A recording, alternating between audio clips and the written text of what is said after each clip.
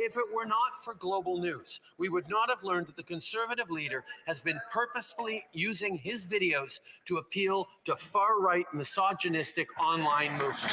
These are anti-women movements, and they have had devastating real-life consequences. Mr. Speaker, I call on the Conservative leader to stand in this House, take responsibility, and apologize. If it were not for global news, we would not have learned that the Conservative leader has been...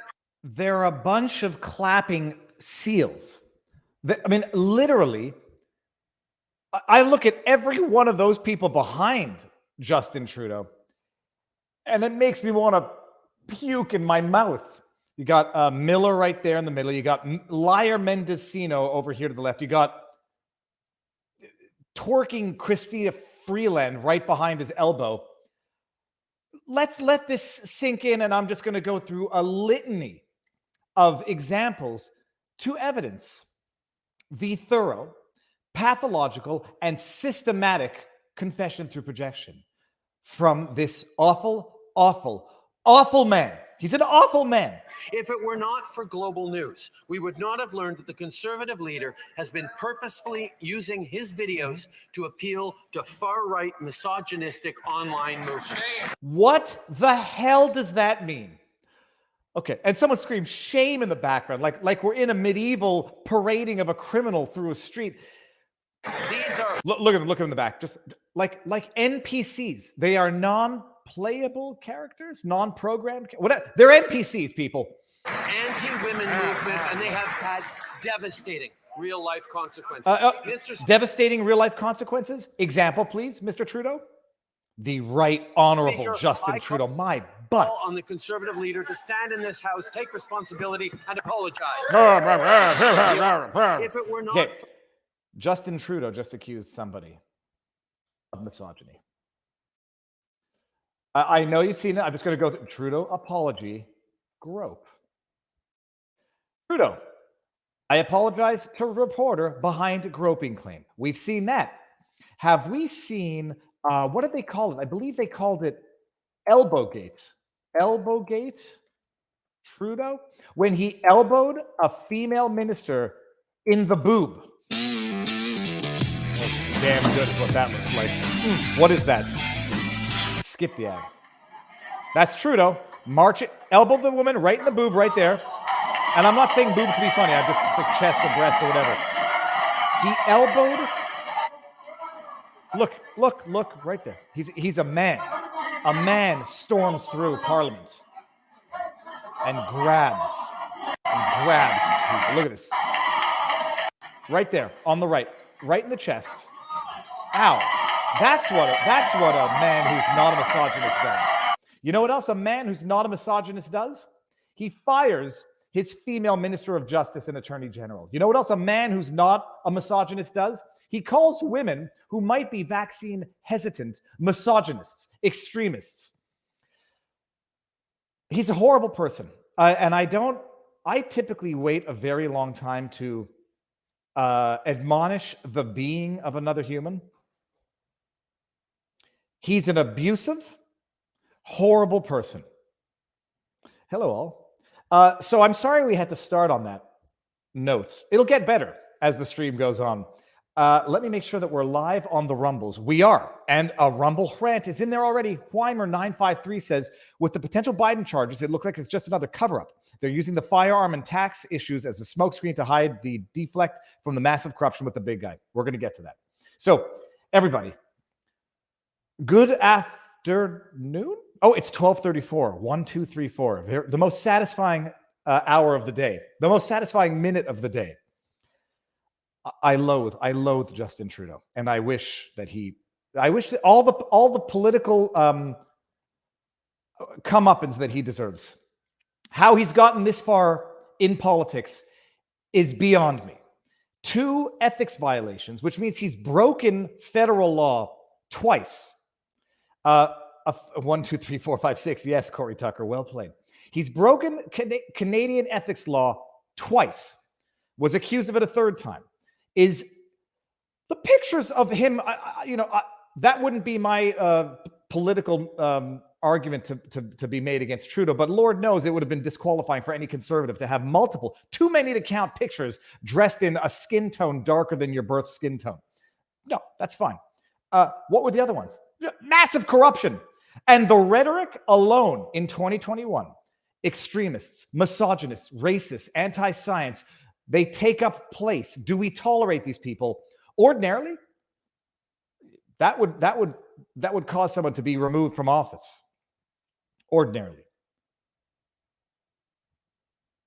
There's a chat that I'm not bringing up because it could be a defamatory allegation, but I read it. So sorry we had to start off on that. It'll get better as we go along. Now, I got to do some housekeeping. You may notice that the channel actually now has sponsors.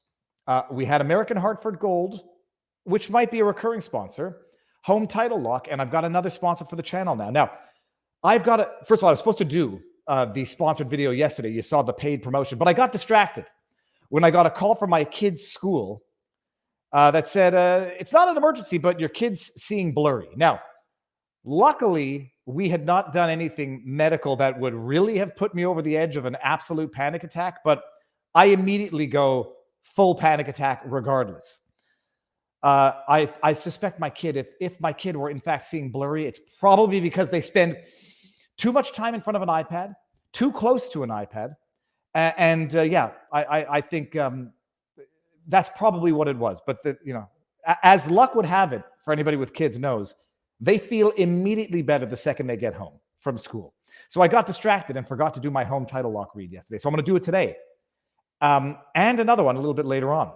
To start off with this, and this is not a sponsor, like just a plug. I actually use Home Title Lock, and I'm not, it sounds like a grotesque cliche. I'm new to the United States. And when I got down here and Home Title Lock reached out to me and said, do you have Home Title Lock? And I said, why would I need that? And they said, well, there's this type of fraud that seems to be pretty popular in the States and maybe even more popular in Florida, where people borrow money against your house because in the States, you just need to go to the office, whatever where the registry is, pull up a deed, or is it called a quitclaim deed or a deed of sale for someone's house, forge the document, forge a signature, and you can go to a bank and borrow money against the house. They don't change the title of the house. And it's like an episode of The Simpsons where someone shows up and says, we live here now, but they borrow money against your house. And so Home Title Lock comes to me and says, look into this. And I was like, okay, interesting. And I call my house insurance and I say, is this a real thing? And they say, yes. It's a real thing. And so I then immediately signed up for Home Title Lock. And how it works is if someone tries to pull your deed from the registry, you get a notification and there's a freeze put on so that nobody can borrow against your house. That's how it works. $20 a month. David Langford seems to think that that's too much. I don't think that's too much, considering the home is the most important asset that people own, even though Rich Dad, Poor Dad does not think it's an asset.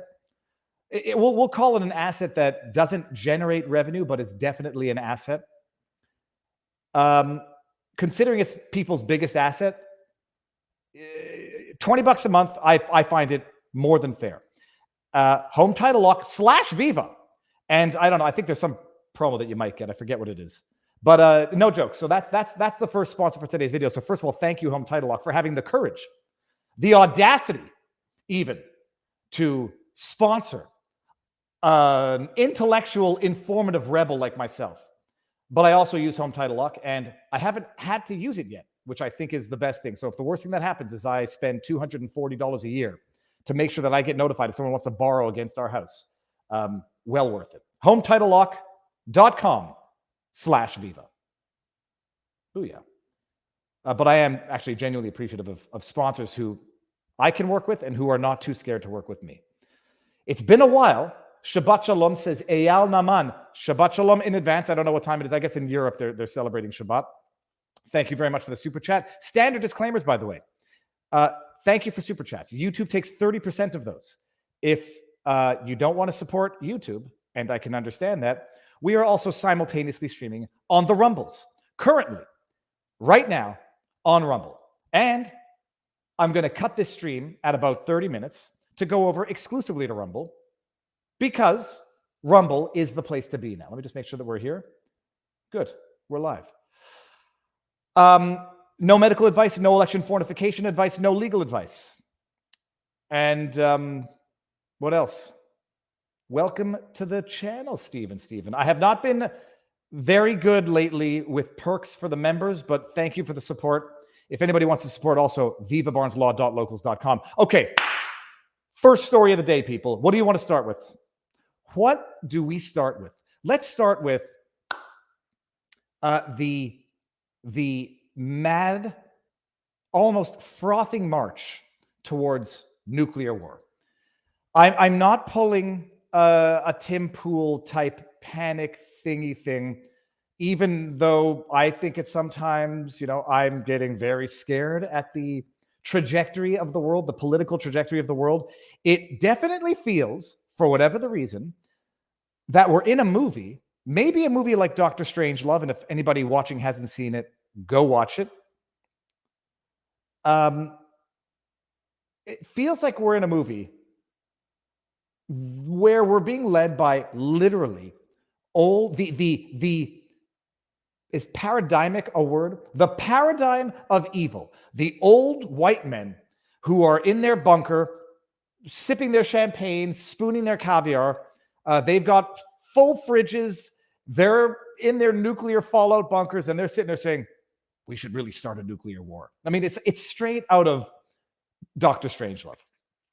You got Michael Bolton. It's not Michael Bolton. I'm going to do it from hitherto, John Bolton shall be referred to as Michael Bolton. You got Michael Bolton. He doesn't care. He's lived a good life. He's made all his money. He's lived every luxury that anybody can expect in life. He is marching towards war.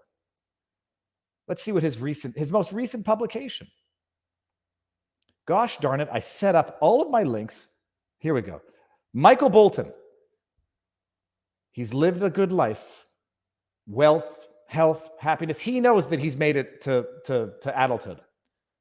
He's ready to sacrifice everyone else's children for his political regime change aspirations. This is Michael Bolton, published 3 days ago. And I don't know why he calls his publication 1945, or this is called 1945. I assume it has to be a reference to the end of World War II. What better way to commemorate the end of World War II than by ushering in World War III? Putin must go. Now is the time for regime change in Russia. Can we get a picture of the man himself? For God's sake, this man cannot remain in power, President. I'm not reading through this whole thing. I just want to underscore the madness of people who stand to suffer no consequences from their absolute political insanity, pushing for regime change. It's time for regime change. John Bolton says so. America says we need to replace the regime in Russia. A nuclear power, help defeat the Nazis in World War II. Regime change. We don't like them. And we get to say who leads other countries. President Biden said of Vladimir Putin in March, a month after Russia's second unprovoked invasion of Ukraine, in remarks the Washington Post called the most defiant and aggressive speech about Russia by an American president since Ronald Reagan. Biden's staff, however, immediately backpedaled, saying the president's point was that Putin cannot be allowed to exercise power over his neighbors or the region. He was not discussing regime change. Bolton is discussing regime change. It just goes on and on and on. It's just rubbish. While regime change may be daunting, America's goal of a peaceful and secure Europe, episodically pursued goal for over a century, remains central to our national interests. This is no time to be shy. We're going to go to his tweet in a second, but Michael Bolton, in the pursuit of security and peace in Europe, we should trigger a nuclear war with Russia, because it's nothing shy of exactly what he's saying. I mean, I am not a military strategist. I am but what I would call it's John Bolton. Oh, no. You know what? I'm not going to call him Michael Bolton because I like Michael Bolton. I like Captain Jack Sparrow. We're going back to John. It's in order to secure a peace in Europe, we need to regime change a nuclear power. Just imagine, let's just flip the script a little bit. We're in China. And Joe Biden becomes aware of government plans in China for regime change in America. Oh, they're entitled to their opinions, I'm sure Joe Biden would say. They're entitled to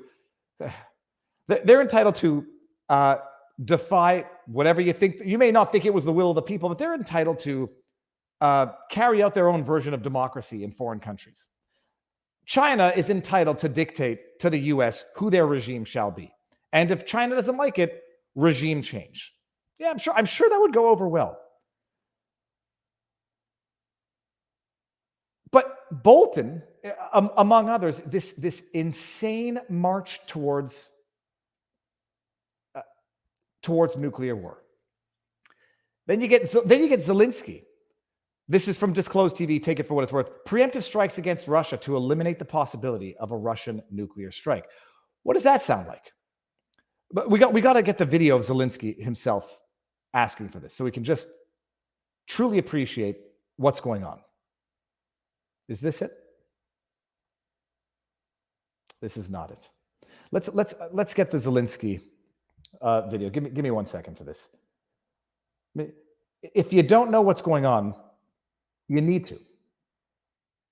In as much as it's, in our locals exclusive beforehand, we were doing the Serenity Prayer. God, grant me the courage to change the things I can. For goodness sake, we just did the Serenity Prayer in our locals exclusive before, and I forgot it again. It's basically change the things I can, accept the things I can't, and the wisdom to know the difference. But let's just watch this. Робити НАТО. Унеможливлювати, що повинно робити НАТО. Унеможливлювати застосування Росією ядерної зброї. Але, що важливо, я ще раз звертаюсь до міжнародної спільноти. Як це було до 24-го? Превентивні удари, щоб вони знали, що з ними буде, якщо вони застосують, а не навпаки. Чекати ядерних ударів Росію, щоб потім сказати, ах, ти так, ну ось тримай від нас. Переглянути застосування свого тиску. Ось я вважаю, що повинна робити НАТО. Переглянути порядок застосування. Що повинна робити? I recognize the limits of my own political military savvy. This is nothing shy of a call for nuclear war. Preemptive strikes against Russia to prevent Russia from being able to use nuclear weapons. How does that work? How does that work? What does that look like? And I mean, I'm not a military strategist. I just do suspect that Russia has nukes placed in various locations, hidden in various submarines, so that it's not even a realistic proposal, but for anything other than triggering a nuclear war. It's not a realistic proposal. It's impossible to achieve, even if it were, conceptually possible. It's impossible to achieve. And so what it would be is nothing more than begging the West, whom has been providing billions and billions of dollars to finance this conflict, to escalate it to nuclear war. How does that play out well for Ukraine? And not just that, it creates a situation, and you see it from the responses on Twitter, in the social medias, where if anybody says, maybe nuclear war is not the best thing, you're accused of being a Putin shill, a pro-Putin propagandist. What we need to do is preemptively strike Russia so that they can't use nuclear weapons. To achieve that objective, it would require nothing less than an absolute nuclear annihilation of mainland Russia, which still would not achieve anything, because I strongly suspect there are submarine nukes and nukes elsewhere that will be detonated just to teach everyone a lesson. And this for what? Does this make anyone in Ukraine safer?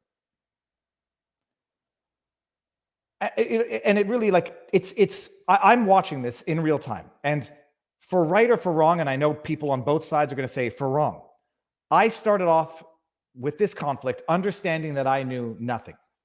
Very little, very little. I have a minor in Eastern European history, but that's 20 years old and I've forgotten it. I started off with this conflict knowing that I knew nothing about this conflict. But I started off knowing that at the very least, I knew that I knew nothing, and I wasn't going to take a position when the media says, "Oh, this war just started. It just started this year." I was like, "Okay, I'm gonna take things that I don't trust for 800, Alex, because it's coming from mainstream media." And I learned, and what I've learned is that it's a little more complicated. This immediate comparing Putin to Hitler, that might work to silence people on social media, but it's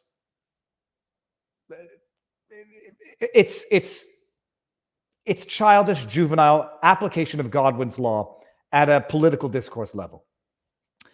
I think I understand enough now to know that this is sufficiently complex that diving the world into World War III, nuclear annihilation, probably doesn't serve anyone's best interest. I don't think it gets there. Like I was having the white pill moments. I have my doom pill moments in the middle of the night when I'm like, up at 4 a.m, sweating, picturing.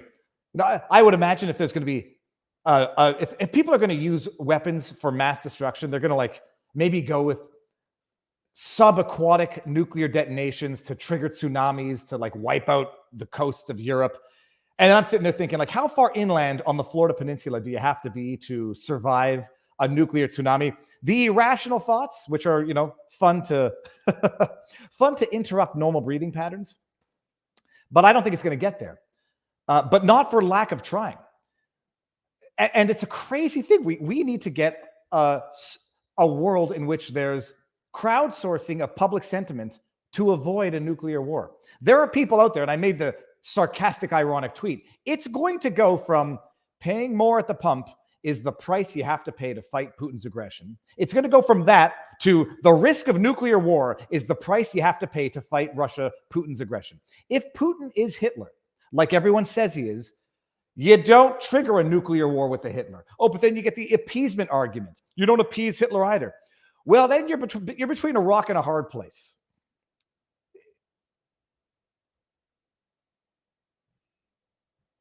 Oh, I just read Great Langford. Come on, I'm not reading. I don't know if this is. I don't know what this. I can't. Doug Franco. I am temporarily in the States, and we'll see. I'm on a visa, and we'll see what happens if I renew and if I, go for longer term. But yeah, I'm in Florida now, working with Rumble, and it's an interesting time to be alive. It's an interesting time to be in the States, heading into November. The march towards nuclear war, the wars that are fought with the children of the people starting these wars, John Bolton, Joe Biden, not to be like, I'm not playing the race card or anything. It's just that in the movies, it's always the old villainous white man who's lived a life that other people would aspire to live, now sending the children of others off to their demise. And watching the progression of what's happened in the Ukraine, there's I don't know if it's an expression, and if it's not, I'm going to coin it. But aid, charity, goes from being unexpected to being appreciated to being expected to being demanded. It's like it applies in a lot of forms when it goes bad. The road to hell is paved in good intentions. Aid, charity, subsidies, it goes from being appreciated to being, what did I say? It goes from being unexpected to being appreciated to being expected to being demanded. And then you get Elon Musk tweeting out a potential, an arguably diplomatic solution, which, by the way, should leave both sides mildly unhappy. Tweeting out a potential diplomatic solution to what could otherwise escalate into mutually assured destruction of nuclear order. It gets the response that Elon Musk got on Twitter. And yeah, all that to say, the silver lining, what is it called? The What's the word I'm looking for? The white pill. It won't get there, but it's quite a world that we have to crowdsource public opposition to escalation of conflict. So that's it. How far inland do you have to be, Oklahoma? Oh, well, I mentioned in the local stream,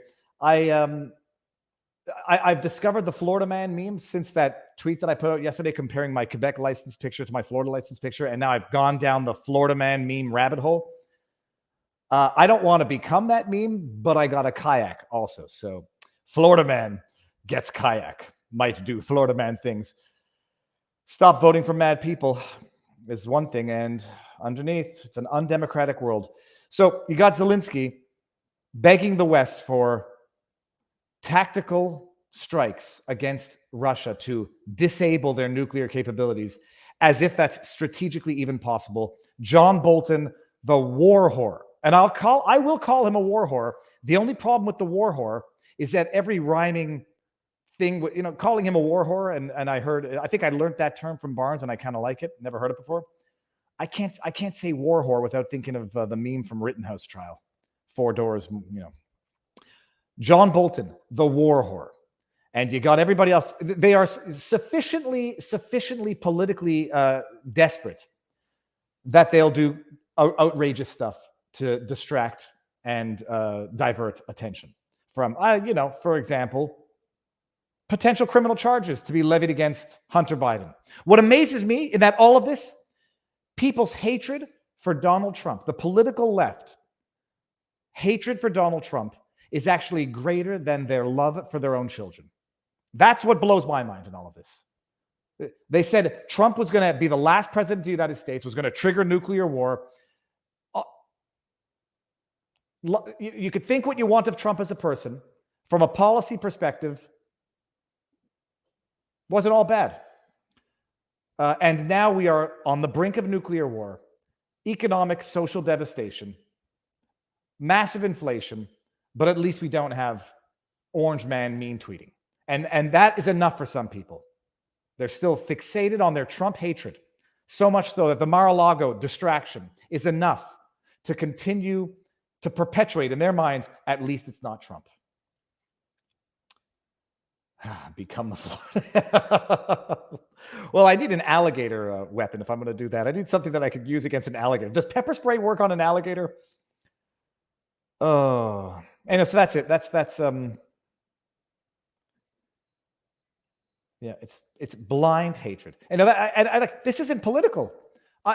We're going to get to another story today of Joe Biden doing the right thing that Trump should have done 2020. Pardon petty marijuana offenses. He should have done it 2020.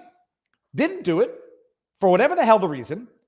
Whether or not it would have had any impact, I mean, I'll let everyone in the chat address that, but Trump should have done it. Biden is now doing it conveniently a month before midterms. It's the right thing to do. Whether or not he's doing it for the wrong reasons, I've got an expression. I don't think it matters if you do the right thing for the wrong reasons. It's better to do the wrong thing for the right reasons. I don't know if that makes any sense, actually. Scratch that. Scratch that idea. Pepper spray would just piss off the alligator and probably make me taste a little better. I don't know if alligators like their human flesh. I'm not going to pepper spray an alligator, guys. Plus, I think that would also get me arrested in Florida because that would be considered harassing wildlife, even if it were life and death. Yeah, I'm not pepper spraying an alligator. So, what was I going to say? Yeah, no, we're gonna get to think. Biden's doing something right. Pardoning nonviolent petty marijuana offenses. Trump should have done it 2020. Didn't do it for whatever the reason. Now Biden gets to do it, gets to take credit for it, and gets to do it conveniently 1 month before midterms. We'll get there. But before we get there, people, sponsor number 2, I will give them credit for having the moral audacity to sponsor Viva Frei. By the way, I'm wearing the old Know the Vlog. And this one, I'm going to tell you what I do to vet sponsors that I work with. Field of Greens. It's powdered greens. You're going to mix this in water, and it's going to look like you're drinking fish tank water. It actually tastes good. I never knew of this powdered green market either. and I'm skeptical, I'm nervous, and I want to make sure that things are good. So I got on a call with the doctor for Field of Greens, and I pressed him. I cross-examined him like an attorney, and I think for a second he might have actually said, maybe we don't want to work with Viva. He didn't say that, and I think he appreciated it. Field of Greens. It's powdered green stuff. Now, it's not a supplement. It's not an extract, which answered a few of my questions about potentially ODing on the stuff. The word is desiccated. Desiccated is going to be a new word in your vocabulary. DESSECATED, which means dried and pulverized. So this is not a supplement. It's not an extract. It's actual food, USDA organic, made in America. And for those of you who don't eat your veggies, for whatever the reason, shame on you, eat your raw veggies anyhow. It is basically like pulverized vegetable jerky, which is the bottom line that I wanted to understand from my discussion with the doctor from Field of Greens. How's it made? Desiccated, dried, pulverized. It's food. It's not an extract, and it's not a supplement. 1 spoonful is 1 daily equivalent, a serving of vegetables, fruits and vegetables.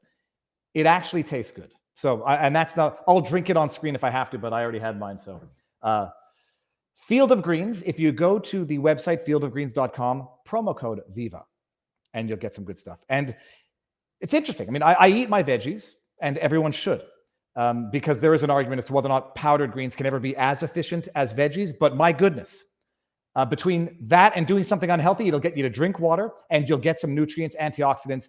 It's pulverized, dehydrated, desiccated vegetable, not a supplement, not an extract. It's an actual food. Hence, USDA organic, certified, made in America. Fieldofgreens.com/Viva. Do we do one more before moseying on over to the Rumbles? Chat, let's put it to a vote. Let me see. Hold on. I'm going to go down. Uh-oh. Who? Nobody. I do not have a grift. I have a hard work ethic. Just mix with juice. It'll be fine. It doesn't taste bad. It doesn't taste bad. It will reconstitute on the bottom of the glass if you let it sit for too long. So you got to stir it and, do it. I'll do it. Well, I did ask also, can you overdose on it? And apparently you can't. So I'll do it on Rumble. I'll have one. I'll see if my wife can receive a text and stir one up. I'll do it real time for all of us. Okay, let's mosey on over to Rumble. I'm going to put the link back in here, and let's get this party started on the Rumbles, people. And no, never mind. I'll do it. Drink it, Viva. Okay, we got that. Mosey on over to Rumbles. We're going to end this on YouTube's. What did I just do here? Hold on. I don't want to do anything bad. Hold on. I almost missed a super chat before we left. 2 of them. In Spanish, dry in seco is dried out desicado. Well, I'll tell you one thing. When I was on the call with them and they said it's desiccated, I thought he said defecated. Twice I thought he said that. Biden's marijuana release promise is a joke. Virtually no one will be released. People in jail on federal drug charges for marijuana are in for selling, not mere possession. Interesting, actually.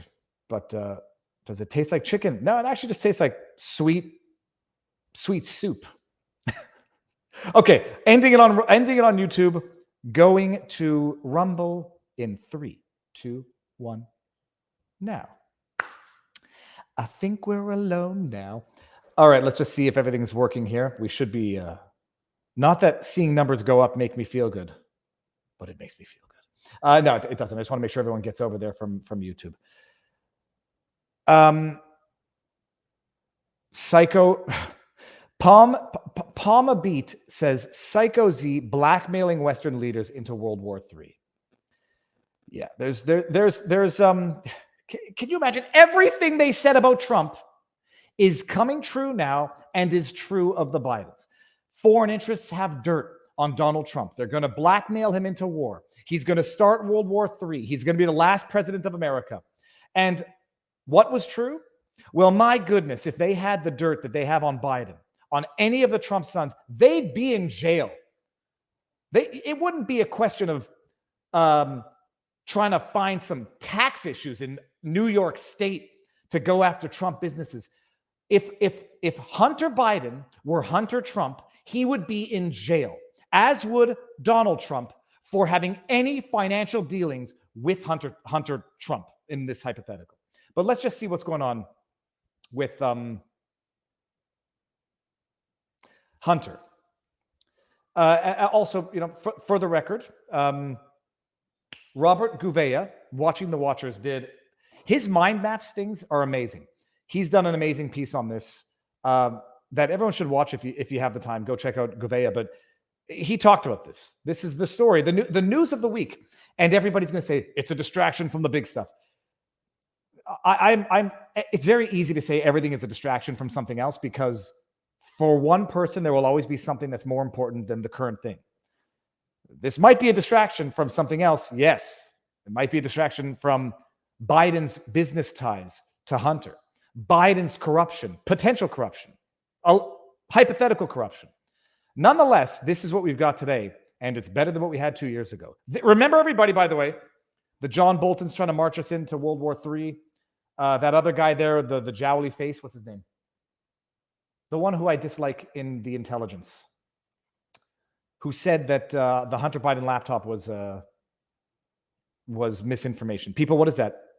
Who was that?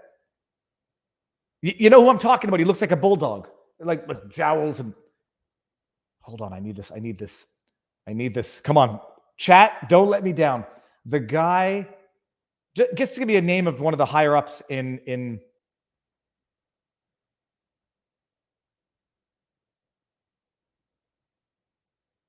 Viva. Field of Greens take you to a restaurant. It's Brickhouse Nutrition. Brickhouse Nutrition is the company that makes it, but Field of Greens is the product. It's Brennan. Thank you. Brennan, how long ago? Disinformation. The Hunter Biden laptop was Russian disinformation. Well, you were wrong.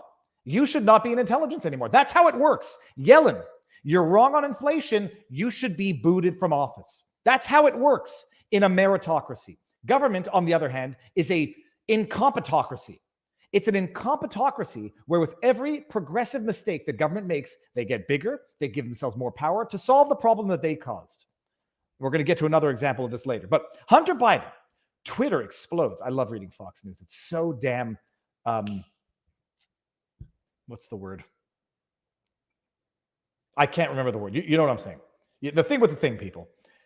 Hunter Biden, Twitter explodes over news. Federal agents have enough file to charge, have enough file. Let me start again, people. Sorry. This is why reading comprehension was not always my forte. Hunter Biden, Twitter explodes over news. Federal agents have enough to file charges against the president's son. The FBI began its investigation into Hunter Biden in 2018 under President Trump. How then did 50 intelligence men, whoever the hell they were, how then in 2020 did they say that laptop was Russian disinformation? Were they the Russian disinformation? The investigation began in 2018. How the hell did intelligence and the likes of Brennan say that the laptop was Russian disinformation? Is anyone going to ask that question to Brennan? Mr. Brennan, Bulldog Face Jowly McGee, how did you claim that laptop was Russian disinformation when the FBI had been investigating Hunter Biden's dealings, as some of which was disclosed on that laptop a year and a half earlier? Conservatives and liberals alike voiced their opinions about the news Thursday. Okay, who cares? Federal agents believe they have gathered sufficient evidence to charge Hunter with tax crimes and a false statement related to the gun purchase, although the U.S. Attorney's Office in Delaware has yet to reveal whether it plans to charge the president's... okay, fine. By the way, who would charge Hunter for federal charges? Well, that would be the president's office. There, who can possibly see a problem there? By the way, I'd like to point out that even this Canadian schnook was well ahead of the curve on the federal gun charges. You'll all recall, by the way, I mean, we'll go into it, but I'll come back to this article. You will recall that Hunter Biden, firearm. Like, even I knew that there were felonious potential charges. It's only going to be the news one about his gun acquisition. You will recall back in the day, he acquired a firearm and lied on the form to obtain a firearm. The question was whether or not he had taken illicit drugs or had drug problems, something along those lines, and he said no.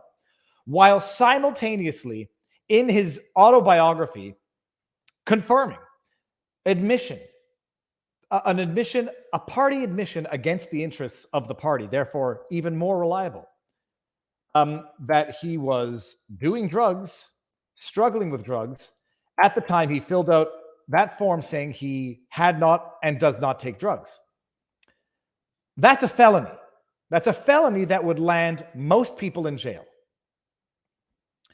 But the felonious conduct as relates to the gun didn't end at the felonious false statements made in the application. You will recall that his girlfriend or wife at the time, I forget who it was exactly, maybe we'll find out in this article, got angry because even she thought that maybe Hunter Biden shouldn't have a firearm. She feloniously disposed of that firearm by throwing it in a dumpster behind a school. I knew that at the time. And I didn't make a bold, wild prediction that happened to have come true so I can pretend that I'm smart. It was obvious to a Canadian lawyer, schnook like myself. There were some felonies in there.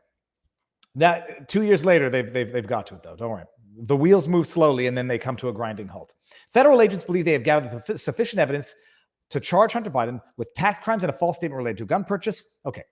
With the potentially major news hitting the media just weeks before the 2022 midterm elections, Twitter and users on both sides of the aisle had strong reactions to the reports. Conservatives mocked the report, broke by the Washington Post, followed years of media silence and the original story about Hunter Biden's laptop as Russian disinformation.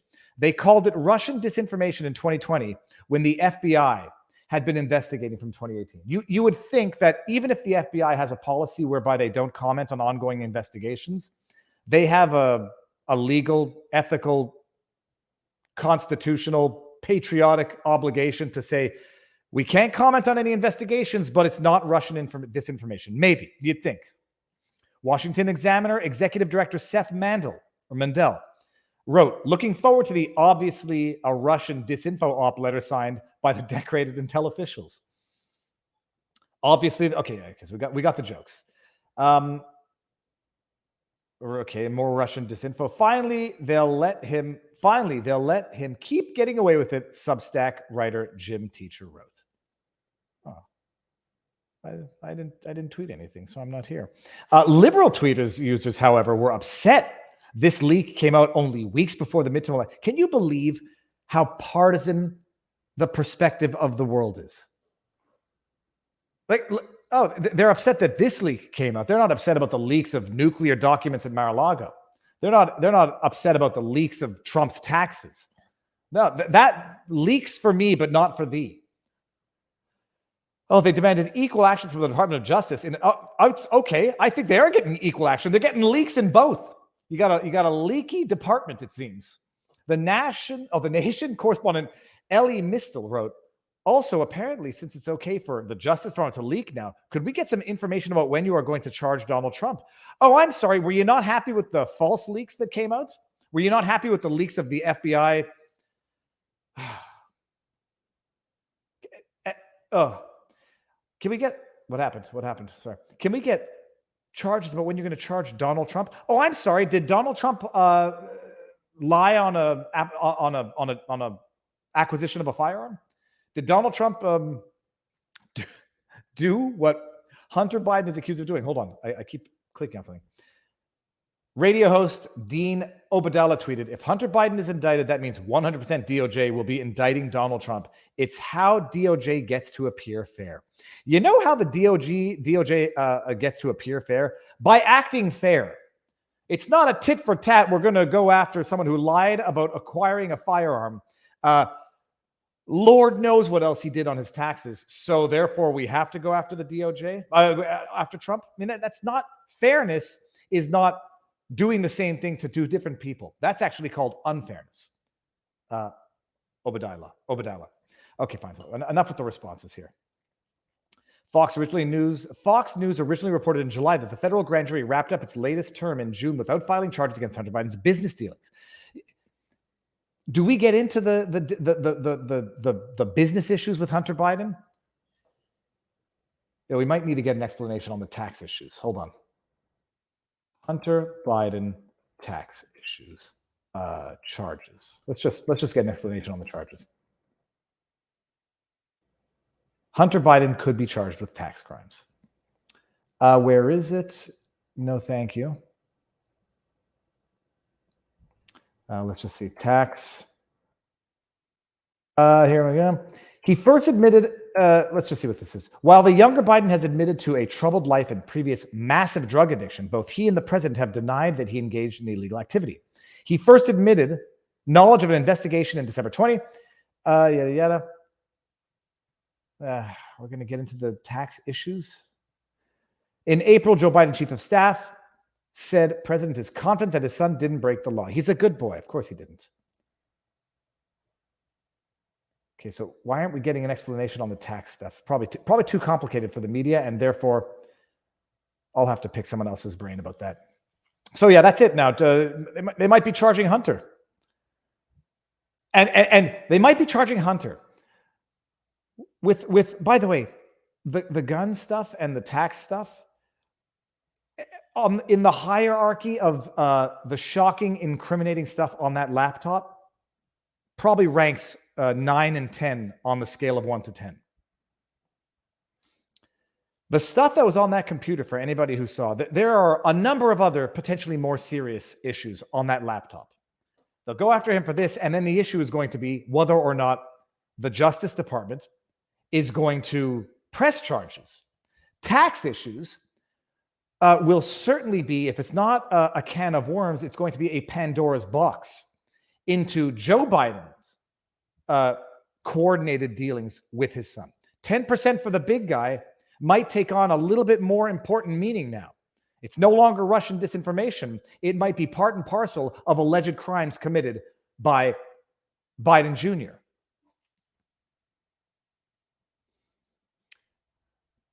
Now, the question is going to be, are they going to charge him?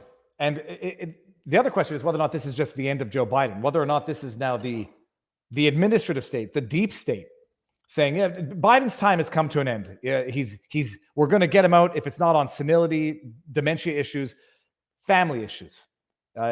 He's served his purpose. He got 81 million votes. If they do charge, I would see this as being the end of the Biden regime. If they don't charge, I would see people saying this is too much even for the liberals who want Trump to be charged, but maybe not. Yeah, I'm reading some of the chat here.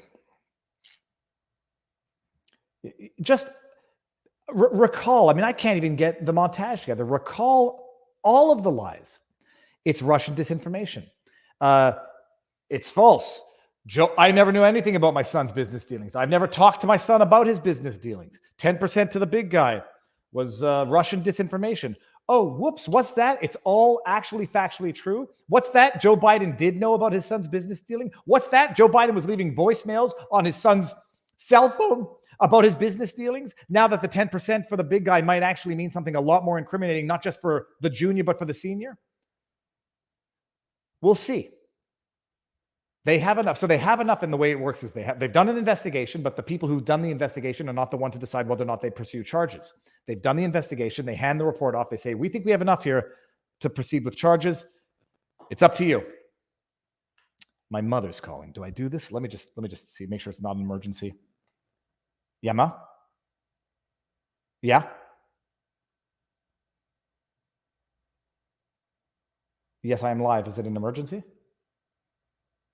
Okay, I'll call you back. Goodbye. It's not an emergency, people. Look, this is not to be, what's the word? Dark. Your parents get to a certain age where when the phone rings, you have certain reflexes. Not an emergency. I'm going to call my mom back afterwards. Okay. So we'll see where that goes. But that's the big news of the day. You know, it goes from conspiracy theory, Russian disinformation to confirmed fact. And what's fascinating to watch is the moving goalposts on the other side, the political response They thought they had it in the bag with Russian disinformation. I can now ignore it. Oh, what's that? It's not Russian disinformation? Well, what's this? I am now opposed to leaking. The FBI should not be leaking. But if you're going to do it, leak on Trump too. What's this? They're going to go after Biden for potential real crimes? Like lying about acquiring a firearm, felony offense, disposal of it, felony offense? Then surely they have to go after Trump as well. That's how equality works. It means the same thing for everybody, whether it's deserved or not. Okay. What's next? It's like the weekly wrap up. Okay, we got the Zelensky call for arms. Do we have a lighter on the lighter side of things? All right. Names that you should remember when surfing the social medias. Mondaire Jones is now number one. Mondaire Jones. I had never heard of him until I saw the most idiotic, pathological piece of disinformation from a member of government. Mondaire Jones. If you're on the Twitterverse, when you see a tweet from Mondaire Jones, just assume it's a lie until proof to the contrary. That's how deserved this is. New York congressman, attorney, champion for democracy and working families, lover of sci-fi and Ethiopian food. A better world is possible. He's a liar, by the way. Just so I saw this tweet and I was like, oh, this is parody. Joe Biden is the best president in modern American history. Well, if we mean the last 5 minutes, maybe. But it wasn't. This was not satire. This was not parody. This was a tweet from someone who's so blinded by partisan politics they think Joe Biden is the best president in modern American history. We're on the brink of World War III with Russia. We have gas prices at the pump that are through the roof. Inflation, supply chain issues. We have a nation which is ideologically, politically, racially more divided than I've ever seen in my 43 years on this earth. And Mondaire Jones is saying he's the best president in modern American history. Well, hope springs eternal. But don't take my word for Mondaire being a pathological liar. Either dumb or a liar, or both, which is the perfect combination. This is what Mondaire Jones, this is a clip I shared, and I think we covered it at a previous episode, but just doesn't hurt to refresh one's memory. I mean, I wasn't listening. We were conversing a bit.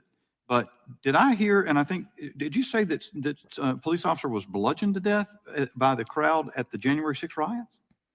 I said a police officer was bludgeoned to death. I did not say at the hands of whom, Mr. Bishop. Who are you referring to, if you don't mind saying? And get that information for you. I don't know it. I don't know it. I just want to make sure, because are you denying that that at least one Capitol police officer was murdered in the midst of what happened on January 6th? Yes. I think I am denying. I mean, here's what I understood, that there were reports early on that Sicknick was struck with a fire extinguisher, and that subsequently was debunked as false. He died of natural causes that were not connected to the event. Are we talking about the same person, Sicknick, or are we talking about somebody else? Seriously, I mean, it's a genuine question, because the medical examiner, the U.S. Capitol Police put out a report agreeing with the medical examiner finding the USCP officer Brian Sicknick died. Can you imagine that this is actually a debate that has to be had nearly 2 years after the fact? That there are people who are either so dumb or so dishonest, or a combination of both, that they're propagating these lies 2 years later, exploiting the death of an individual 2 years later, and effectively rehashing a disgraceful lie. And then you have to waste time to debate this 2 years later. Mr. Bishop, the ending is glorious. well, just an initial thought, and I know that Mr. Roy, you too are an attorney. Mr. Bishop speaks often about how brilliant of an attorney he is. We're talking about but-for causation of Officer Sicknick's death. And so I would hope that you would at least concede, at a minimum, that Mr. Sicknick died as a result of what happened on January 6th. And I'm disappointed if you would suggest otherwise. I'm disappointed. Was he, I mean, look, I don't think that's correct either, but just, was he bludgeoned to death? Is that, because I think Ms. Dimmons was even looking at, we were so devoted bygones. between me and her saying he was, Details. I'm sincere as I can be.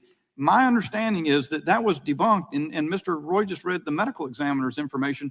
Do you guys contend that he was bludgeoned to death? I contend that 138 Capitol Can't and answer the DC question police 'cause he's a officers liar. were injured, and that multiple Capitol police officers died Wait as a a minute, I was direct just- result of what happened on January 6th. And I hope that you, It's your time. You don't have to answer. I hope you can see how one would question the sincerity of such a minute point in the midst of the gravity of everything else. Oh my good God.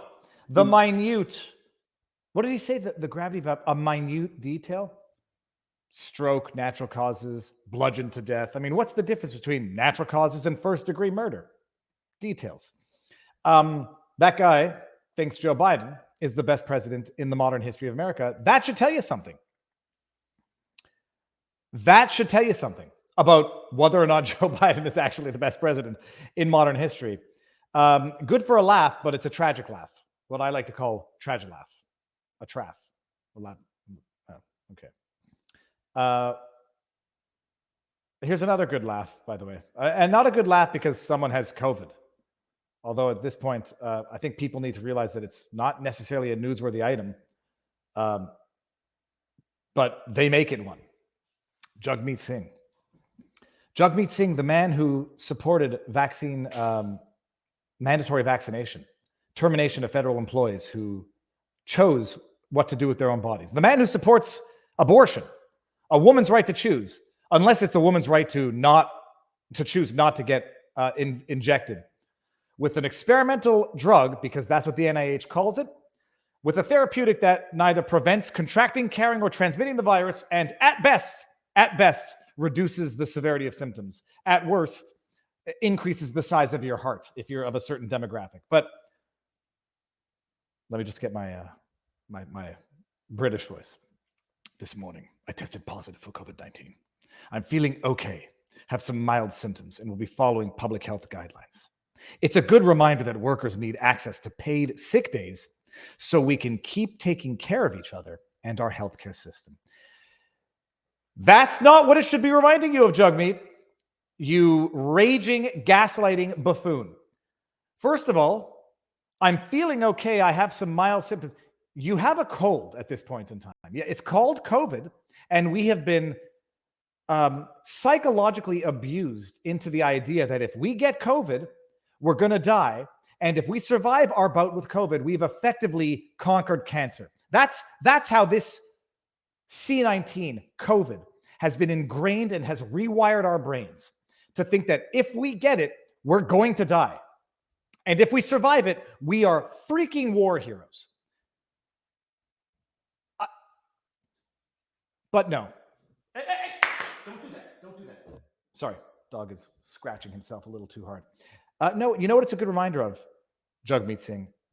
That the idiotic vaccine mandates you support are not just unconstitutional, but wholly unscientific. The man supported, and Justin Trudeau, people in the States, your neighbors, some of you, support compelled vaccination, mandatory vaccination,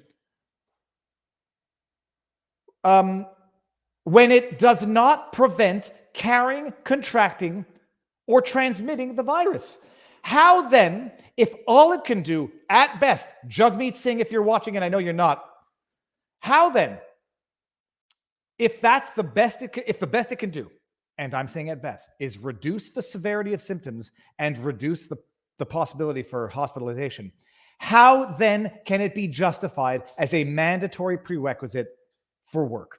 Unless they can show that the unvaccinated are more contagious when they have it, and as far as I know, there's absolutely no studies to show that, and probably studies to show the exact opposite. Unless you could show that the unvaccinated, when they get it, are super spreaders compared to the vaccinated when they still get it, despite being double vaxxed, double boosted, triple boosted, quadruple boosted, how then can any politician, how then can any friend or neighbor in good conscience support mandatory vaccination policies? You can't, unless you are so deeply indoctrinated and so deeply angry at the decision that you've made that you think everyone else should be subjected to the same risks that you were duped into subjecting yourself to. And I include myself in that, save and except for the fact that I don't think anybody should be forced into it.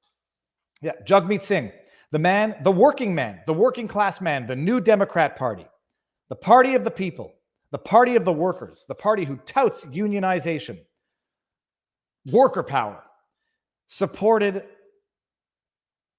terminating federal employees who refused to get the jab, supported a government that prohibited the unvaccinated from boarding planes and trains. Now, as he suffers through COVID, it's a good time. It's a good reminder. We need healthcare. It's a good reminder to get vaccinated. Oh, wait, no, I can't say that anymore. That would make me an absolute raging buffoon. It's a good reminder to oppose vaccine mandates. Oh, no, I can't do that because I'm a hypocritical loser who supported that myself. Go through cards. What's it a good reminder of? Dental plan. So long, dental plan. Dental plan. Who's going to get that? Well, people are going to get that reference. Lisa needs braces. Dental plan. Lisa needs braces. What are you eating? Hey, stop. Get up. Get up. Get up. Oh. Okay, we got Winnie. We got Winnie in the house. Ow. What are you doing? I am Supreme Leader Winston. Oh, you look very angry, actually. Okay, hold on. Yeah, he looked a little angrier than normal there. All right, so that's the hypocrisy. Now there's more substantive stuff, people. So let's just get to the good articles here. Are we? Oh, the Alex Jones update. You know what? Let's do the Alex Jones trial update now. Has a verdict come in yet, people? Alex Jones trial mercifully has come to an end, and we're waiting on a verdict. I stopped doing the daily streams of that. I mean, I didn't really even start with the daily streams of that trial. I was covering it. I found it too upsetting to watch, and I've told you this over and over again. I found it too upsetting to watch because it was a parade of exploitation of suffering of the parents. I found the plaintiff's lawyer to be so shamelessly exploitive of the tragedy for their admittedly it's for their plaintiff's cause. I couldn't watch it. They were trying Alex Jones as though he was the one who killed those children. And I couldn't stand watching it. I could not bring myself to watch it any longer. I found it upsetting. But anyway, the trial has come to an end now, and now they're in deliberations. But I want to play not a highlight. It's a report from Fox News, just because it's got a clip, which is going to blow your mind. The evidence of this trial consisted of... The jury is not deciding whether or not Alex Jones is guilty. Quiet, please. Sorry. I don't mean that in a disrespectful way. The evidence, because Jones was found guilty by default verdict. So guilt was no longer on the table. Defense was no longer on the table. In fact, defense was so off the table that if Alex Jones even tried to defend himself on the merits, he would have been thrown in jail for contempt because there were things that he was just not allowed to say because they were no longer at issue. The evidence in this case consisted of parents remembering their children, their killed children, going into stories of the children's childhood, their last memories of the kids, heartbreaking and stomach-turning stuff. Stuff that it's horror beyond words. This was a defamation, intentional infliction of emotional distress. The plaintiffs came up, they talked about their children who were killed, the last memories, what their child was like, personality. And then the other aspect of the evidence, how much money Alex Jones made from his platforms, and allegedly how much money he made specifically from, as they say, exploiting, propagating lies about Sandy Hook. That went on for how many weeks now? I think it was like 4 weeks. And it came to an end. It was repetitive in a legal sense. It was soul crushing in a spiritual sense, and it was enraging in a kangaroo court sense. I mean, this was a show trial, regardless of what you feel about Alex Jones. I mean, I presume that people out there don't like Alex Jones any more than they like the Waukesha killer. The Waukesha killer is still getting to defend himself in a more meaningful sense, in a more active sense than Alex Jones did. I agree that they're different. One's a criminal case, one's a civil case. I appreciate the differences. But as much as you hate Alex Jones out there, and for those of you who think you hate him, fine. Even the Waukesha killer gets to defend himself and is not foreclosed from defending despite making an overt mockery of the court in real time after having committed the atrocity himself. It was a show trial of the highest order where when the judge said it was in Texas, do you believe this is scripted, Alex Jones? Well, when the judge in this case literally says, you can't say that you're innocent, you can't say that you apologize, you can't say that you're bankrupt. Oh, but go ahead and take the stand and talk for yourself. We're going to get there in a second, but let's just watch this. Let's just watch this.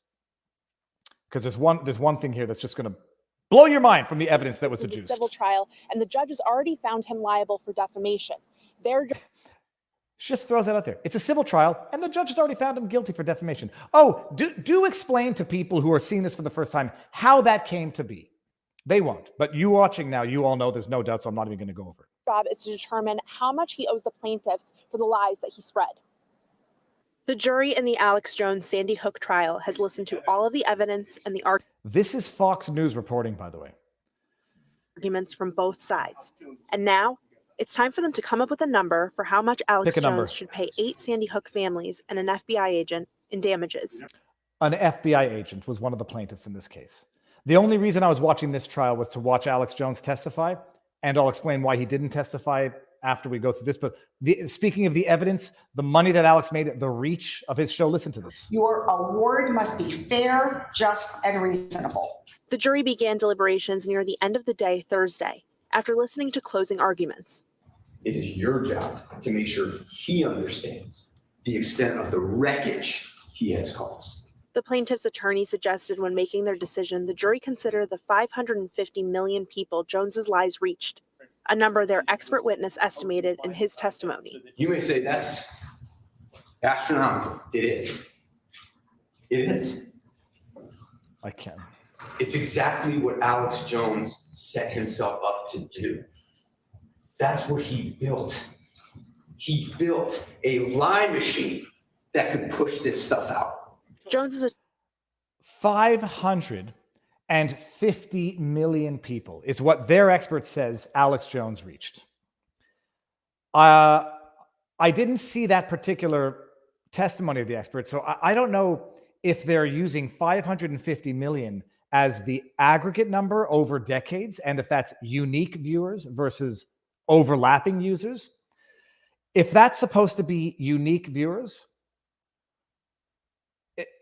550 million unique viewers. That's nearly twice the population of the United States of America. That is nearly the population of all of Europe. It sounds patently preposterous to say that he could have reached 550 million unique individual viewers. But that was the evidence was that he had a good reach. The evidence was that he made money off of InfoWars. The evidence was that their evidence was that it was all his entire, what is it called?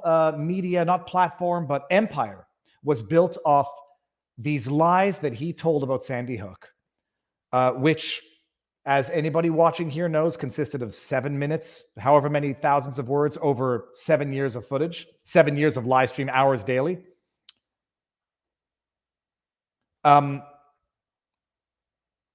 But that's it. There was the evidence was that he made money off of this, and now bring down the hammer. Silence Alex Jones, and now it's going to a jury to see how much they're going to award. I was watching this trial to watch Alex Jones testify. His testimony was interesting when he was testifying as a plaintiff's witness. It was, and I covered it, and I showed some clips where he was basically told by the judge, "You can't say that." And he at one point had to tell the judge, "I can't answer that question without violating the court's orders as relates to who gives me the stats of the company, who gives me financial information of InfoWars. I can't answer it because the company's in bankruptcy now, and the person giving that to me is a trustee in the bankruptcy. And so you had Alex Jones on the stand in front of a judge who publicly stated repeatedly, if he breaks these orders of the courts, I will not hesitate to hold him in contempt, even if it means jailing him. And after some kerfuffle and what was it was the most outrageous examination in chief. These terms might not be the right U.S. terms, but plaintiff's attorney, that guy that we just saw there, his name is, I forgot his last name. That guy that you just heard talking about the 550 million people that he reached with the lie machine, the wreckage. His examination of Jones was unprofessional, to put it mildly. His examination of Jones, if one were conspiratorial in thinking, could be viewed as someone deliberately asking questions that Alex Jones could not answer without being held in contempt. That's what some people might think. And then what ended up happening after Alex Jones, which the testimony was from a legal perspective, from a drama perspective, probably the most insightful, interesting, legally speaking aspect of the trial, Pattis, Jones's attorney, said, look, I can't even cross-examine him on aspects of the examination in chief without potentially risking going beyond the scope of the examination in chief and getting him in trouble by answering questions that he's not allowed asking. I'm going to waive my right to cross-examine my own client as a witness subsequent to, is anyone going to get me the guy's real name? No, that's not his name. Whatever. Pattis said, I'm going to waive my right to cross-examine my own client subsequent to his examination in chief because I don't want to put him in a position where he can't answer a question without going beyond the scope of the examination in chief. And I'll examine him in chief as a defense witness. Norm Pattis not only told the judge how to proceed, but the plaintiff's lawyer too. That's not the answer I was looking for. Anyway, so what ended up happening, and this is why Barnes was in Connecticut, did a couple of public press conferences outside the courthouse. They ultimately decided Jones is not going to testify even on his own behalf because it would be nothing but a trap. And Barnes did a Barnes brief on this on our locals community. Viva Barnes. Oh, I can't. Do I see it here? Yeah, it's right there. VivaBarnesLaw.locals.com. By the way, we're almost at 100,000 members. That's not 100,000 supporters. We're almost at 100,000 members in our locals community. If you're not already a member, it's free. And there's a ton of content that is not behind any form of a paywall. Check it out. Go to VivaBarnesLaw.locals.com. Sign up as a member. And then if you so choose to support financially, whatever, that's cool as well. I put up there's a ton of content that is just open for the public. And then there's some stuff that's for supporters. And then there's some stuff that supporters get to comment on, that whatever. It's a good place. But Barnes put out a Barnes brief Monday or Tuesday, and basically said it was a setup. And anyone who thinks that sounds conspiratorial, he has an incredibly insightful and legally tenable basis for the statement. The judge basically said, and anyone who watched this saw it in real time, Mr. Jones, you can answer yes, no, or I don't remember. Literally. He gets asked questions that are multifaceted, conjoined questions, multi-tiered questions, questions containing multiple statements of contentious fact, for lack of a better word. Yes, no, I don't remember. Those are your options, Mr. Jones. Mr. Jones, non-responsive, it's a yes or a no. Well, I'm sorry. And any lawyer knows this. And Barnes elucidated this perfectly in his Barnes brief. Some questions are just not yes or no. And some questions, if you require a witness to answer yes or no to, or I don't remember, well, that could be a false statement. That could get them either to admit something that is false or deny something that is true because of the compounded nature of a multifaceted question. For example, Mr. Jones, you've made millions and millions of dollars off your Sandy Hook cover. This is Barnes's example. You've made millions and millions of dollars off of your lies of Sandy Hook. Do you feel guilty? Well, yes, no, I don't remember. Well, it might not be a yes question because his defense might be, well, let's rephrase. You've made $150 million off of your lies of Sandy Hook that reached 550 million users. Do you feel guilty about it? Mr. Jones, that's yes, no, or may, I don't remember. Well, no, because if I say yes, then it affirms a fact that I might deny that I reached 550 million unique users or that I made $150 million. If I say no, I don't feel guilty, then it's denying something that might be already a judicial fact, that it was intentional. I don't know, a hypothetical example. The idea being that it's not just conceivable, but predictable that there would be questions to which yes or no could lead to perjury or contempt. And so Barnes, I don't know whose decision it was, and I have no insider information, like seriously. The decision was made that Jones was just not going to testify. That's it. They've presented their evidence. We've presented our response. Go to trial. Chris Matty. Thank you very much, Rob A. I didn't know that's how you spell his last name. Chris Matty. So they're waiting on a verdict now. It's verdict watch on, what's the name of that thing? Law and Crime? But it's, they came for Alex Jones for the deplatforming. Nobody said anything. And now they're coming for Alex Jones with what can only be described as a violation of all of the most fundamental rules of basic justice. And not enough people are saying anything. And whether you hate Alex Jones as much as you hate the Waukesha killer, there has to be some procedural fairness in a trial. And for those of you out there saying, all you have to do is comply with discovery, you know what? I agree with you. But you know what? Even if you overtly refuse to comply with discovery, you know what the sanction is? Foreclosed from pleading, not default verdict by a judge that usurps the role of the jury. Period. How about that? Okay, you can't defend yourself anymore, Mr. Badman Alex Jones. Plaintiffs still have to prove their case in front of a jury because it's conceivable that Alex Jones could be more evil than Satan himself. But it's conceivable that notwithstanding the satanic evil of Alex Jones, that plaintiffs still cannot prove their case. How about that? All you have to do is comply with discovery? Okay, I agree with you. Sanction for not complying with discovery? Not a default verdict, I'm sorry. How about just foreclosed from pleading? You can't defend. They still have to prove their case in front of a jury. You don't get to have the judge declare, literally being judge, jury, and executioner all at the same time. I hereby judge, he's in default, of compliance with discovery. I hereby declare him guilty by default verdict. Let's just pick an amount now. Set aside the entire judicial process because Alex Jones bad. So anyways, we're waiting on the verdict, and we'll see what the quantum is going to be. Could be nominal. There could be no punitive damages. There could be $100 billion in punitive damages. Who knows? Like Pat has said, this has turned into pulling the arm on the slot machine. You know what's really funny? I just went back to the YouTube stream to add the link to Rumble.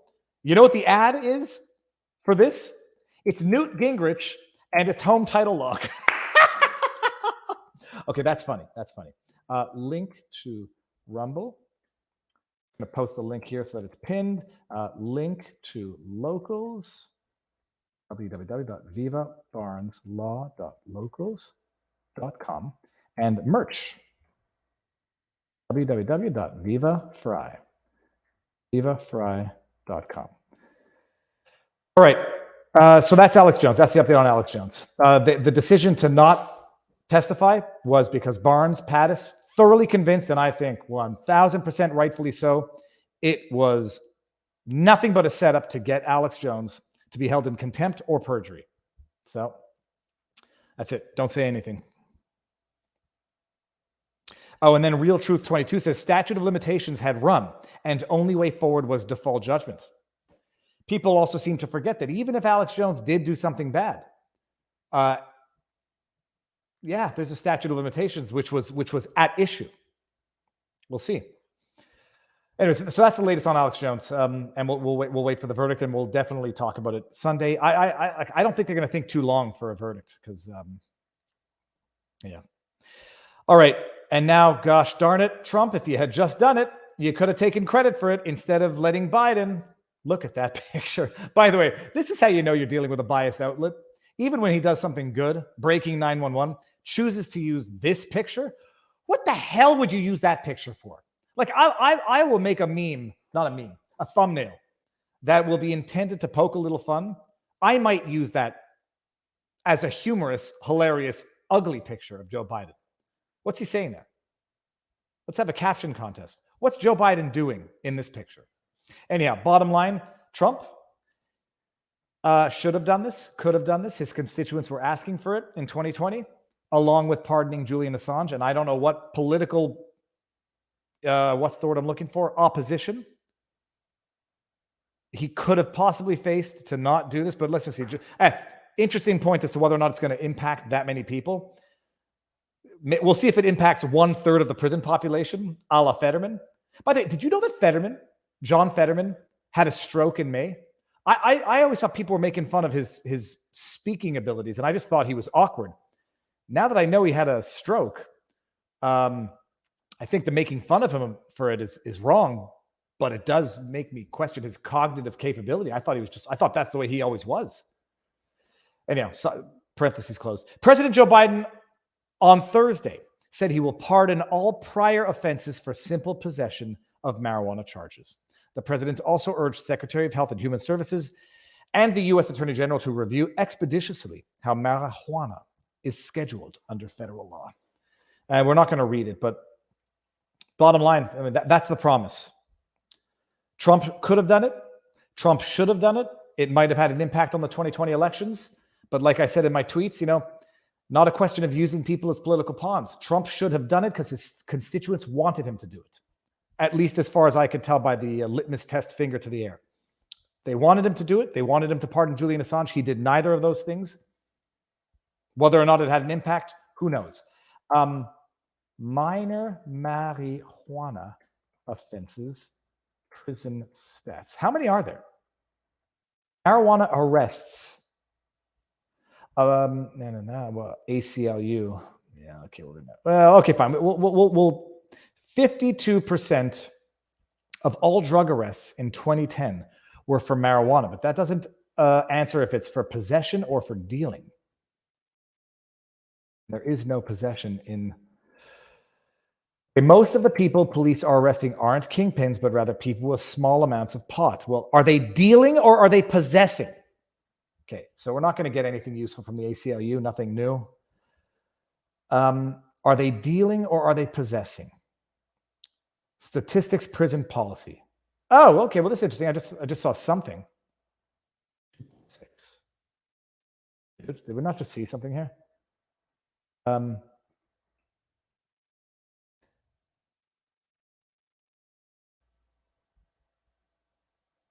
Okay, fine. Well, let's just see. In 1997, it's a little outdated. In 1997, the year for which the most recent data are available. Who knows what year this is from? What year is this from? I don't know. How can you make a document and not date it? Where's the date? Doesn't matter.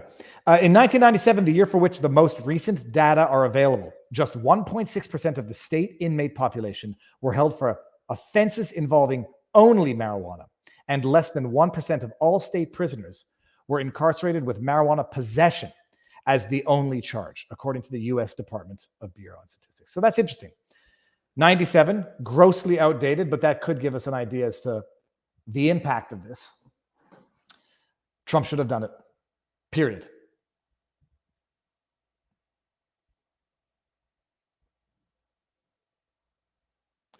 Trump should have done it, could have done it.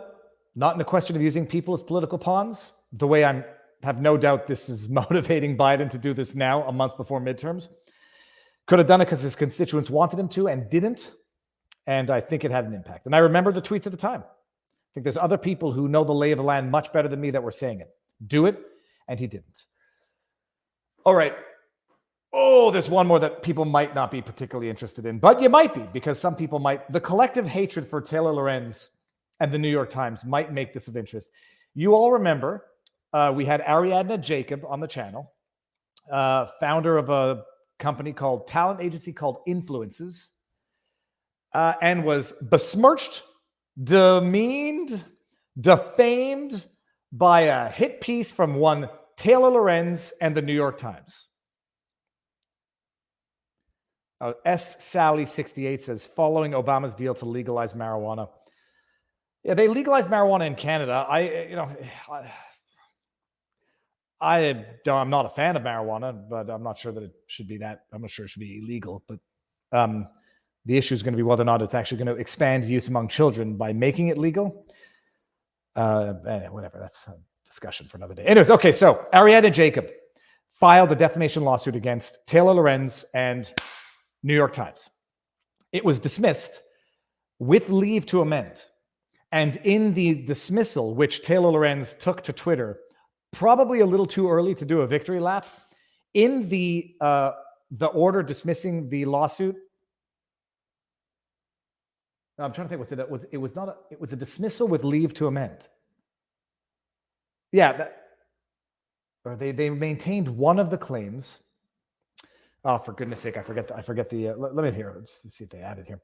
The new complaint adds new claims and evidence for defamation, tortious interference with prospective economic advantage, intentional infliction of emotional distress, and sworn affidavits by influences Adam Cohen and Kyle Orifice. Okay, sorry. I am not one to make fun of last names. That just caught me by surprise. His last name is literally, I mean, I know it's going to be like Orifice. I mean, hopefully he pronounces it like Orifice. Who had direct contact with Lorenz. Some of the new claims include Lorenz doxing Jacob's home address and screenshots of conversations with Lorenz that shows her defamatory efforts were intentional and reckless. In the dismissal of the suit, the judge basically set out the groundwork for how some of the claims could be substantiated and gave permission to amend, and they've amended. And it's good. It's good. Some people might not be interested in this just because of the subject matter, but it's a good suit. Here, second amended complaint, and I'm going to bring it up and just go to one of the paragraphs or a few of the paragraphs of interest. It's gossip, and like the sad reality about lawsuits is that they mean the universe to the person involved, but there has to be a reason for which they will be of interest to other people. And what's difficult for people who are involved in litigation to appreciate is that not everybody's interested in the fighting of other people. It's always interesting to the person who's involved in it, but it's not always interesting to the rest of the world. So in order for it to be of interest to the rest of the world, it's got to be something like a Johnny Depp, Kyle Rittenhouse. And in this case, some people might say, I'm not this interested in it, except they might be, because it's Taylor Lorenz, who has a history of doxing, defaming, and then pretending to be the victim after she does it. And defamation law is just interesting. It's a second amended complaint. In Quebec, unless they've changed the procedure, when you amend a complaint, you have to put ... for the portion that you deleted, and then you have to underline the additional portion so that people who are reading it can easily see the difference between the original claim and the amended claim. Doesn't seem to be the case here, which makes it a little more difficult to read. But I'm just going to go to a couple of the paragraphs. Just highlight this. See this? Taylor Lorenz made a number of very defamatory statements about Ariadne Jacobs, if they're false. She didn't pay rent. She published nudes of one of the individuals that one of her talents to punish them. Published leaked nudes. And that's a problem. Here, let's go to paragraph 58, just so we can get one of these. Here we go, right here. Why can't I find this?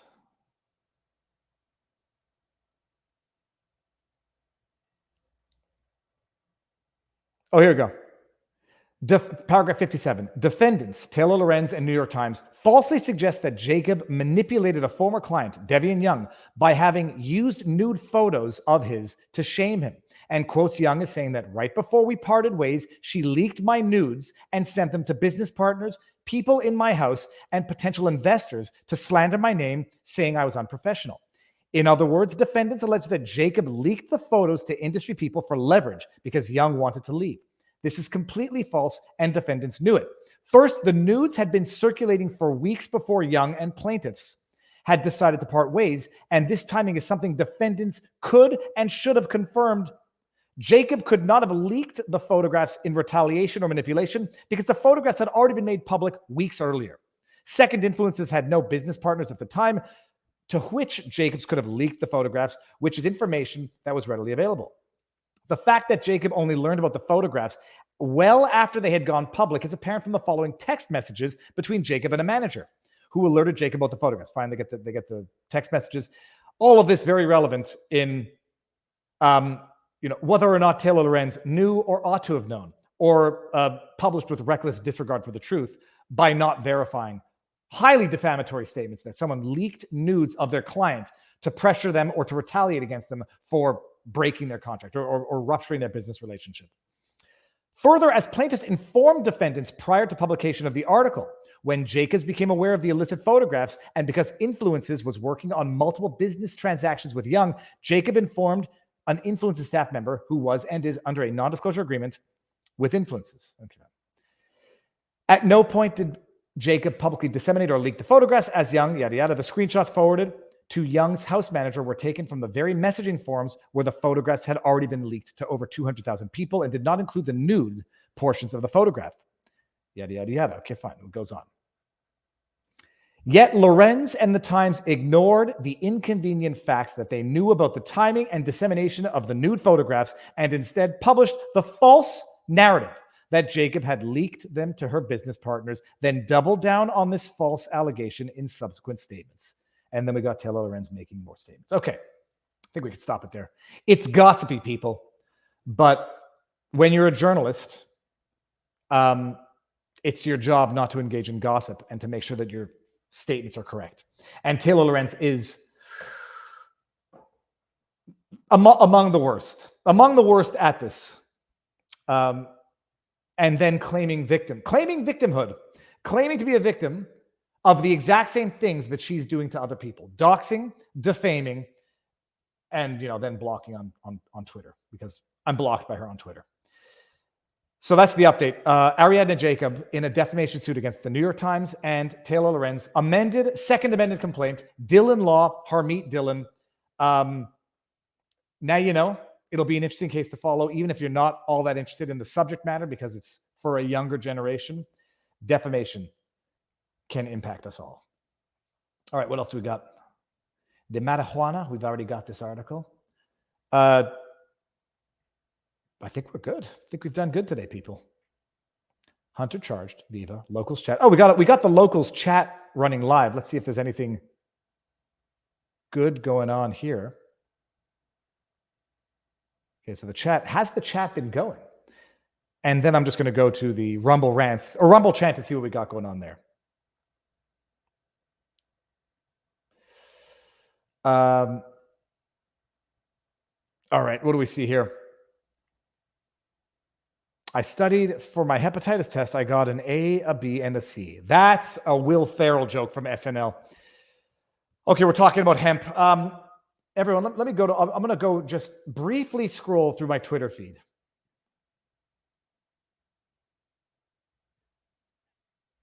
Hold on. Briefly scroll through my Twitter feed. Viva, you really need to do a segment about renowned British cardiologist. Oh, Malhotra. Screen grab. I'm going to see if I can get him. Let me go share the screen with my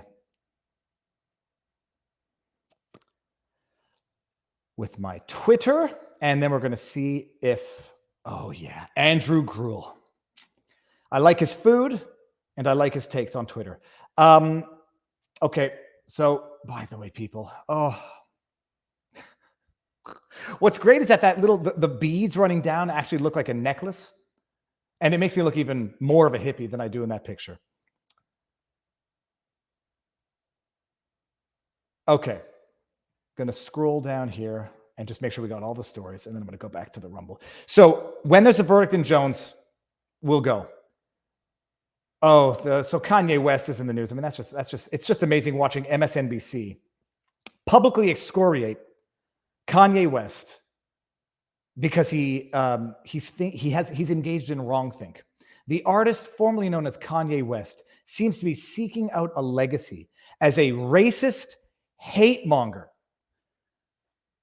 MSNBC calling Kanye West a racist hate monger.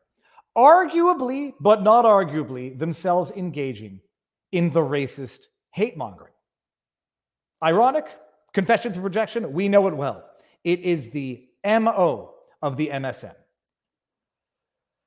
Apparently there's an edit button on Twitter. I'm not sure if I want to pay $5 a month to have it because I like living with my typos.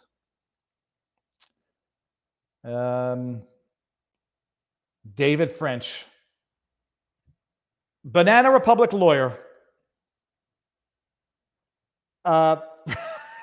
This is like, see, it goes to show you that I don't know if people consider David French to be on the right any longer, but people employ the same tactics. It's important to be able to see them. Listen to this. Kemp stood up to a president of his own party to preserve the outcome of a free and fair elections. Abrams is a serial election denier. I care deeply about our democracy, and thus I cheered when Kemp beat his Trump-backed primary challenger, and I want to see Kemp win again. Let's just hear what... It's dangerous going into 2020. I don't, because we can actually back it up. And so in response to what I believe was a stolen election, and I'm not saying they stole it from me, they stole it from the voters of Georgia. They stole it from you. The interim 10 days between the election and my non-concession day, as we call it. In fact, someone outside asked if I'm ever going to concede. The answer is no.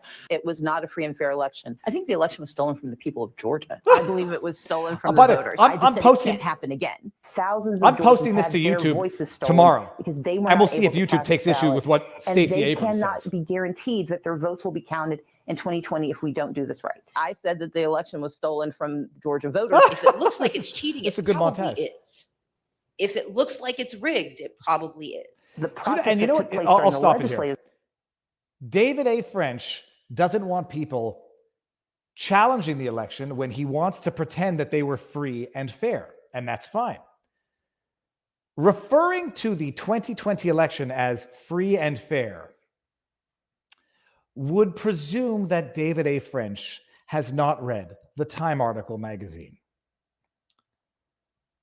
That's why the participants want the secret history of the 2020 election told, even though it sounds like a paranoid fever dream. A well-funded cabal of powerful people ranging across industries and ideologies, working together behind the scenes to influence perceptions, change rules and laws, steer media coverage, and control the flow of information. But don't worry, they were not rigging the election, they were fortifying it. And they believe the public needs to understand the system's fragility in order to ensure that democracy in America endures.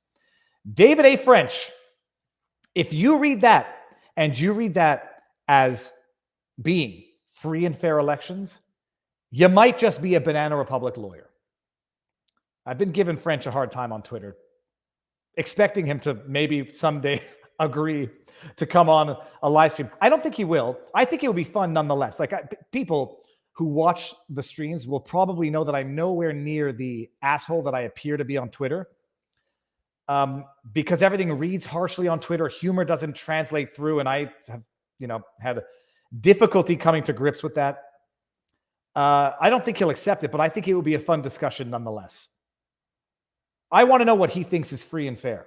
I want to know if he reads that Time article magazine, if he accepts it as true, does he think that that represents free and fair elections? And my point in all of this is that Stacey Abrams should not be prevented, precluded, or forbidden from saying what she's saying. She should have the right to say it loud and proud on all social media, and no social media should have the right to censor her for that. So should everyone else. So there's that. Let's see what we got in the chat. We live in a constitutional republic. Yes, I'll paint. I get that. It is a constitutional republic, not a democracy. And there's a meaningful distinction in that. Democracy is begging for her leader right now. If she denies it now, honk. No, but David French, in order to preserve in his mind, which has been thoroughly parasitically invaded by TDS, 2020 was free and fair. And in order to ensure that I prevent people from questioning the freeness and the fairness of 2020, I've got to prevent Stacey Abrams from exercising her legislative, I'll call it a legislative right. If she's a member of government and she thinks an election has been tainted, affected, altered, I think she has not just a right, but an obligation to say it. Let it be disproven. Let the discussion be had. But I think she should have the right and the obligation. But Dave French, no. 2020 was free and fair, which means I either didn't read the Time article magazine or I believe that is the new standard for freeness and fairness. Secret cabals controlling the flow of information, changing rules and laws. And in order to preserve that in my mind so that no one can question the 2020 and so that Trump can lose all arguments, I have to deny that argument from Stacey Abrams, and I've got to find a way to do it. French should be writing in the Lincoln Project and Bulwark. All right. Are there any questions in the chat before we wind up for the day? Everybody? I'll put the links to the sponsors if you want to help, if you want to show some love. Home Title Lock, I mean, that's going to be for a different market. It's across the country.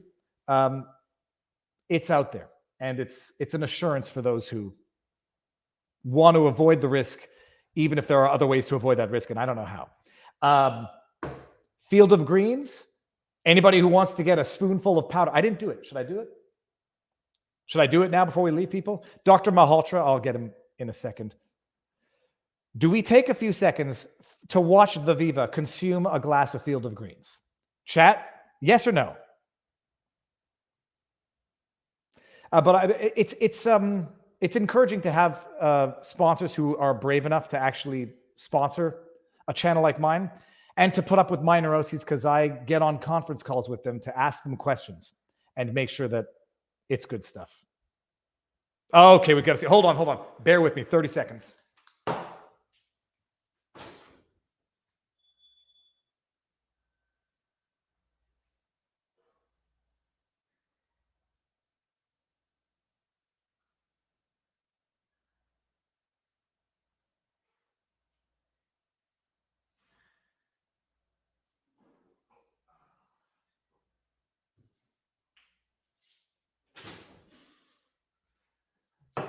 All right, people. Yarr. All right, so this is it. Oh, I'm still live. I'll be out in a second. Because someone just came into my office. So let me see. I got to see myself as we do this. Do not do Field of Greens challenge, people. Like that cinnamon challenge. It's a fine powder, desiccated. You got to be careful not to, I would presume you got to be careful not to inhale it. 1 spoonful is 1 serving of desiccated vegetables. Okay, here we go. Fruits and vegetables, antioxidants. I'll read the back and now you put it in. Check it out. It's going to look like fish water. I mean, it's going to look like swamp water, which I think is sort of probably a good thing. It means that there's stuff in it. And let me see it smells nice. You used to get, oh no, okay. Sorry, that's not, that statement was not for me. I hope this stuff helps the vax, says hyphen. Pot is not a drug. It's an herb. No, dude, pot is herbs can be drugs. So it has a chemical effect on the brain. All right. So this is it. And I'm telling you, it's there's nothing bad about it except, I guess it looks like swamp water, but that's basically what it is. It's pulverized, desiccated vegetables. Peckford, hold on before we leave. You're right. There hasn't been a judgment that I know of because Keith Wilson would have emailed me right away. And if there is, hold on, I'll be very embarrassed if you did. Peckford Charter Challenge ruling. Mainstream media ignores vaccine mandate. Brian Peckford. No, so there, as far as I know, there has not been an update. No, there's not. So there's been no ruling in Peckford. There's been no ruling in Peckford. Pounded back.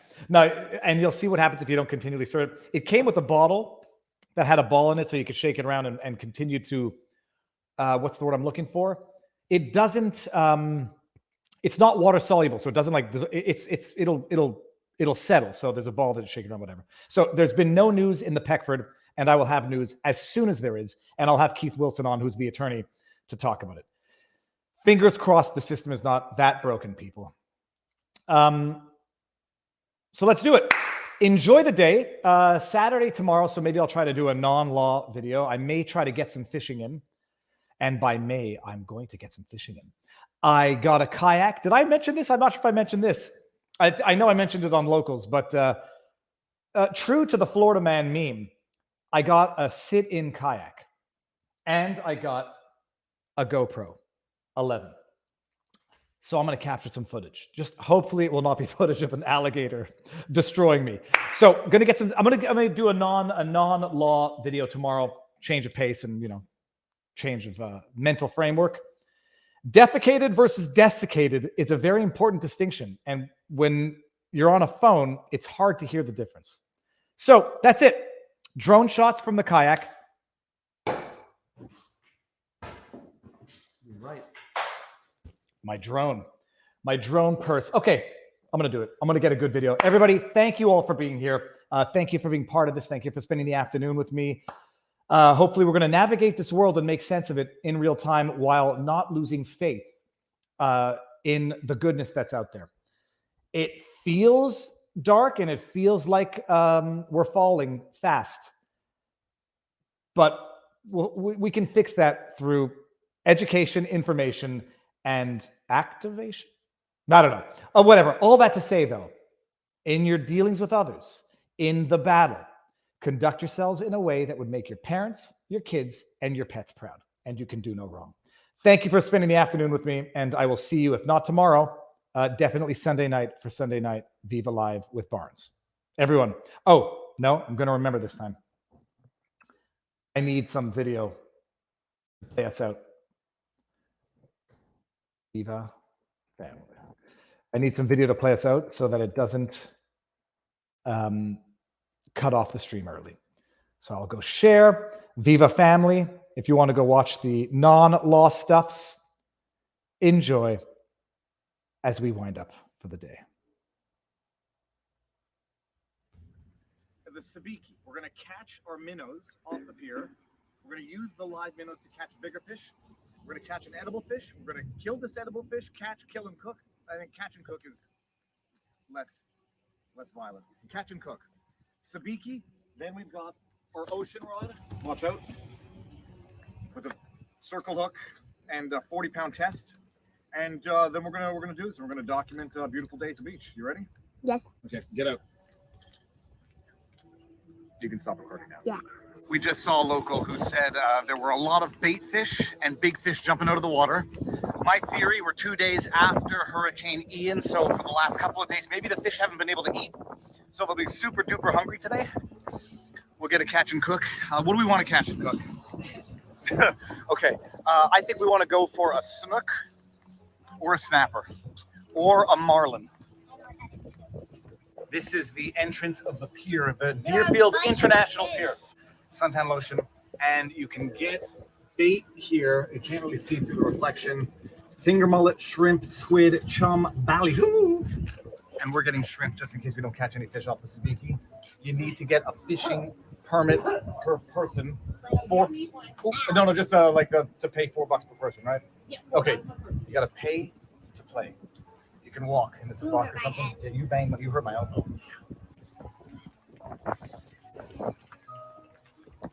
Got the too cool for school kid over here.